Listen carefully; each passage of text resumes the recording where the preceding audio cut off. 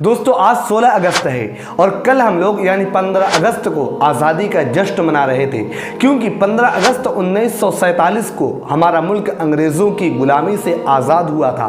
इस मुल्क को आज़ाद कराने के लिए हमारे आबाओ अजदाद ने बेइंतहा कुर्बानियाँ पेश की थी, फांसी के फंदों को चूमा था, अपने सीनों पर गोलियाँ खाई थी और 200 साल की कड़ी मेहनत और मुशक्क़त के बाद इस मुल्क को अंग्रेज़ों की गुलामी से आज़ाद करा लिया था। और आज़ादी का मकसद सिर्फ ये था कि हम आज़ादी के साथ जी सके, आज़ादी के साथ अपने मज़हब पर चल सके, आज़ादी के साथ कुरान और सुन्नत और पर्सनल लॉ को फॉलो कर सके। लेकिन हुआ क्या, हमें आज़ाद हुए 76 साल हो चुके हैं, लेकिन इस 76 साल के अरसा में हमारी आज़ादी के साथ साथ कुछ ऐसी ज़हनियत रखने वाले भी आज़ाद हो गए जो हमारे कुरान और सुन्नत और पर्सनल लॉ पर अटैक करने लगे। वो लोग भी आज़ाद हो गए जो एक ख़ास नारा लगाकर मस्जिदों की बेहुरमती और लोगों की मॉब लिंचिंग करने लगे।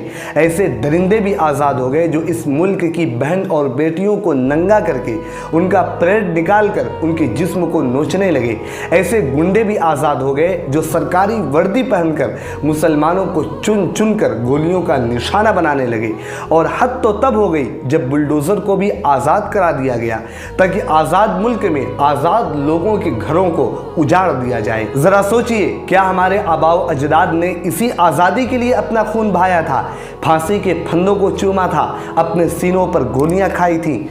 हरगिज़ नहीं, बल्कि उन्होंने तो ये ख्वाब देखा था कि अगर कोई मुसलमान मस्जिद में जाए तो किसी हिंदू को तकलीफ़ ना हो, और अगर कोई हिंदू मंदिर में जाए तो किसी मुसलमान को तकलीफ़ ना हो, और अगर कोई ईसाई चर्च में जाए तो किसी और को तकलीफ़ ना हो। ये ख्वाब हमारे बुज़ुर्गों ने देखा था, लेकिन अफसोस कि ये ख्वाब उनका पूरा न हो सका। आइए हम सब मिलकर दुआ करें कि इस मुल्क में अमन व अमान कायम हो, हिंदू मुस्लिम सिख ईसाई सब आपस में मिलजुल कर रहें, और इस वीडियो को शेयर भी कर दें ताकि लोगों तक एक अच्छा पैगाम भी पहुंच सके।